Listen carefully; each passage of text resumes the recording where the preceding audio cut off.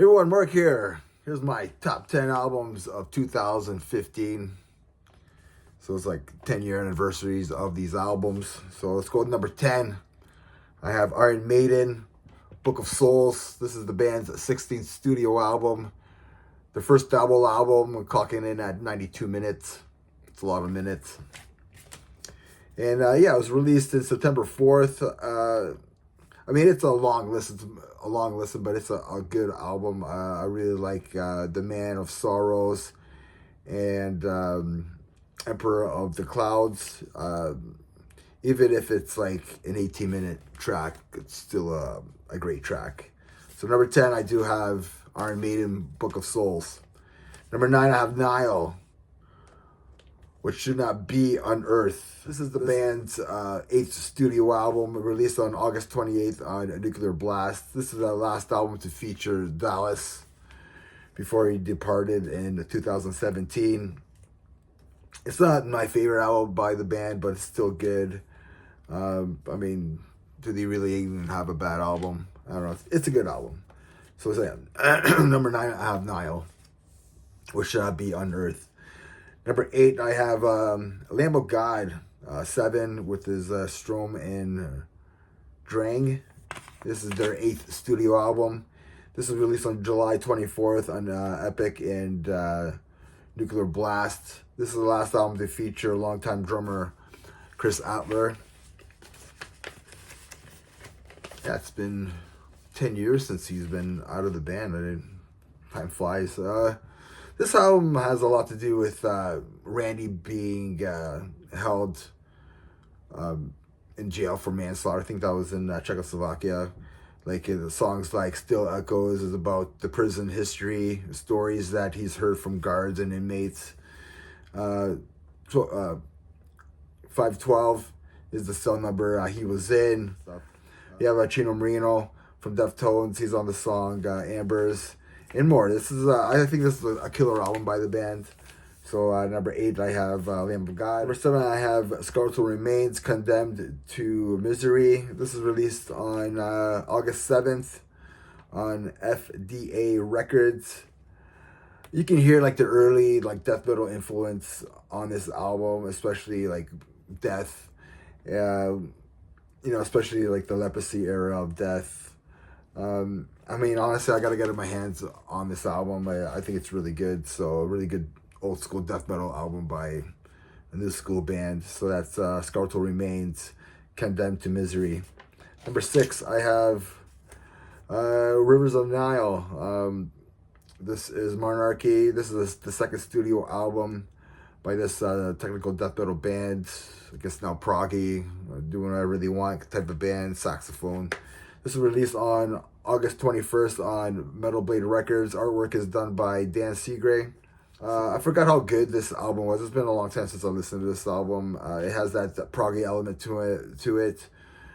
Like kind of reminds me of like Job for a Cowboy, like Sun Eater and stuff. Yeah, man.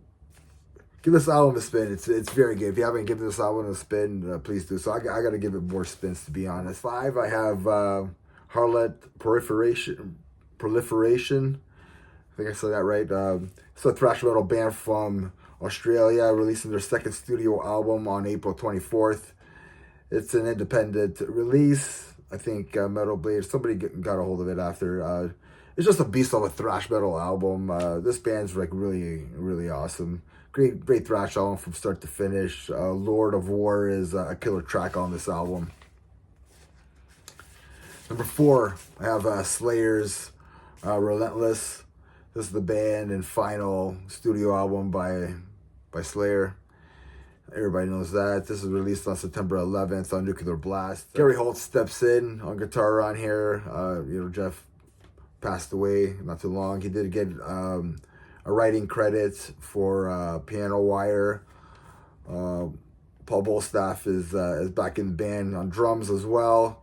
And of course, we have Kerry King and Tom, produced by Terry Date, which is pretty cool. The album debuted at number 4 on the Billboards. I like this album. It's still Slayer. Repentless is a killer track. Cast the First Stone.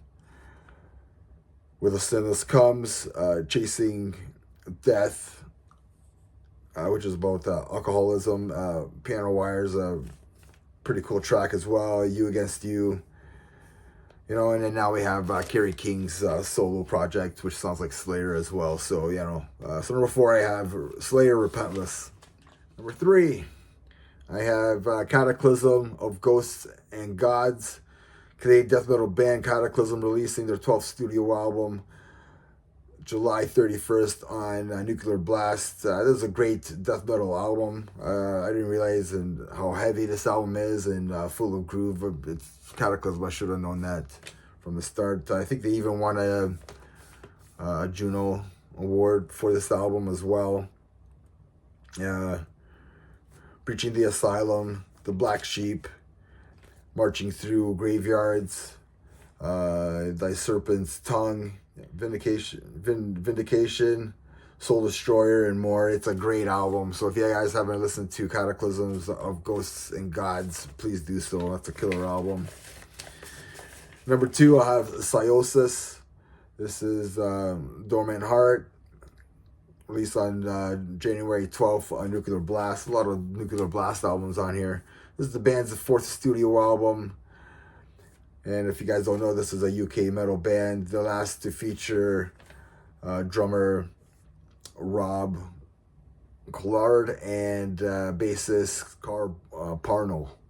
This was produced by the main man, Josh Middleton, and who is the vocalist and guitarist. This album has like some doom elements and atmosphere on it. Has some slower tempos on here compared to their earlier stuff, which is more of a thrash metal feel, with their progressive elements as well. But this album is really good. Check out To Build a Tomb, Leech, Mercy. So number 2, I have Syossis, Dormant Heart. The number 1 album is Cattle Decapitation, The Anthropocene, Existence. This is the band's 6th studio album, released on August 7th, 2015 on Metal Blade Records. This is the first time the band hit the charts of the Billboard 200, debuting at number 100, which is pretty cool. So the concept deals with mankind's like influence on the environment and how they're destroying it. Travis Ryan is a beast on here. He can do no wrong, that guy. He's just a phenomenal vocalist, especially with his goblin vocals or whatever that he's doing. That's his stuff. There is a guest appearance on here. Phil Anselmo does the narration of The Prophets of Loss, which is pretty cool. I didn't realize that he was on here. The artwork, which is awesome, is done by Wes Ben Scooter, which is he has done all of the band's like artwork, and he does an amazing job. And if you like your death metal chaotic with some grind, this is the album for you. And remember, everybody, metal never dies. See ya.